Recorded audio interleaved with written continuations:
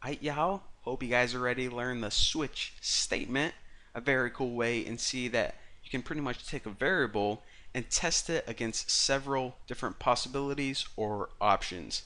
Now, this is kind of the same as an if, else statement, but it's a lot cleaner syntax, and you can do a couple different and cool things with it as well. So, in this example, I'm just going to be taking a grade, like a student's grade, A, B, C, D, or F, and using that to test because we know we have limited options. It could only be equal to one of those 5 letters. So let's do that right now. So char grade, set this equal to C. And now here is the syntax for the switch statement. You type the word switch, and then right after it, you type what you're going to be testing. So what is the variable that can have those possibilities? Well, it's grade. It can have one of 5 possibilities, which is the letters A, B, C, D, and F. So in between curly brackets, in between these are where we're going to be explicitly writing all of those possibilities that could have.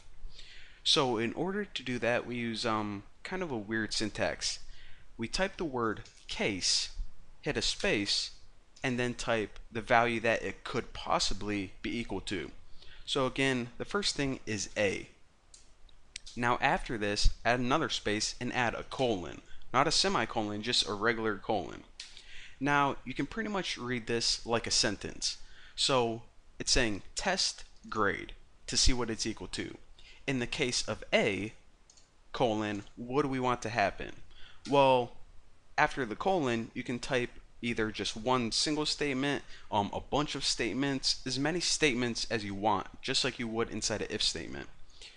So what I'm going to do is just pretty much print something out on the screen. What would we say to the student who got an A? I don't know. I just say something stupid like sweet, and I don't know why it says sweat with the A and T. Accidentally hit caps lock there, but I'm just going to leave that. Okay. So apparently if the student got an A, we're going to yell sweat to them. Why? I don't know. Who the heck cares?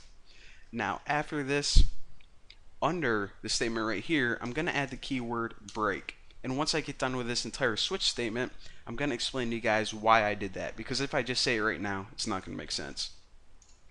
So this is what you do if the student gets an A. Yell sweat to them and then just add this keyword break, whatever that does. So on the next line, we need to build another case. So in the case of B, we need to print out something else other than sweat. We'll say, could have tried harder. We got to be rough on the kid. That's parenting 101. Don't take it easy on them. Never. Okay, so now, got a couple other ones to take care of. C. Okay, what would you say if your kid got a C? Well, I would say, I see you didn't study. And that is why I am not dad, because I wouldn't make a very good one. Because I would always use puns when I should be, actually having a conversation with them. But, whatever. Alright, now what would you say if they got a D? Well, I would tell my kid is, that's embarrassing. Is that how you spell embarrassing? I hope so. If not, well, that is embarrassing. How ironic is that? Now for F, what would you say in the case of a F? I would be, actually, let's do this. Let's say in the case of F, we just tell them that that's embarrassing. And if they get a D, just tell them that you love the D. That, again, thank God I'm not a father right now. Now, what this switch statement says right now is this. Test this character right here. If it's an A, do this stuff. If it's a B, do this stuff. So we can pretty much see the syntax of it right now. However, when all your cases are done, we're going to add one last case, and that's default. Now what this keyword basically means is if you go through the options A, B, C, D, and F, and this character isn't any of those, then run this statement by default. So What if we tested every character and none of them equal A, B, C, D, or F? Well, then that grade like wouldn't even make sense. So it'd be like, that doesn't even make sense. Explanation mark. Why the heck not? In a new line. Now, if we run this right here, check it out. Right now it's C. So it said, okay, I'm going to test this. In the case of A, print this out. Well, it's not A, it's not B, it's C. So what do you want me to do since it's equal to C? Well, just print this out. I see you didn't study, which it did right here, and then break. So if we added something else like, I don't know, what's even not a letter, like P, and then we ran this, what this program is going to pretty much read like is, okay, you want to test the grade, is it equal to A? Nope. B? Nope. C, D, F? Nope. So by default, if none of these cases are true, then this is what you want me to do.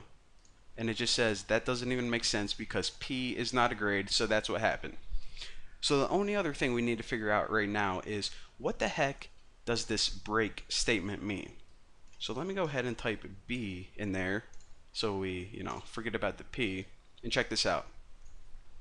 What this break statement means is just like a loop, it pretty much breaks out of it or discontinues it early. Now, why would we want that? Well, it pretty much is good for speed, and well, let me tell you what it does first. The reason that we want to break early is because we found our answer. There's no need to test if it's C, D, or F. Once we found the case we're looking for, why would we even want to run these? Because we know they're not going to occur. So what break does is say, okay, once you find it, skip over all of these and continue. Pretty much just helps you save memory and makes your program run a little bit faster. So that's what the break does. Again, you already know the break keyword, so you probably already understand it. So hopefully now you guys got a pretty good grasp on the switch statement, and in the future tutorials I'm going to be showing you guys another way that this is incredibly useful. But for now, I actually have nothing to say. So thank you guys for watching. I'll see you later.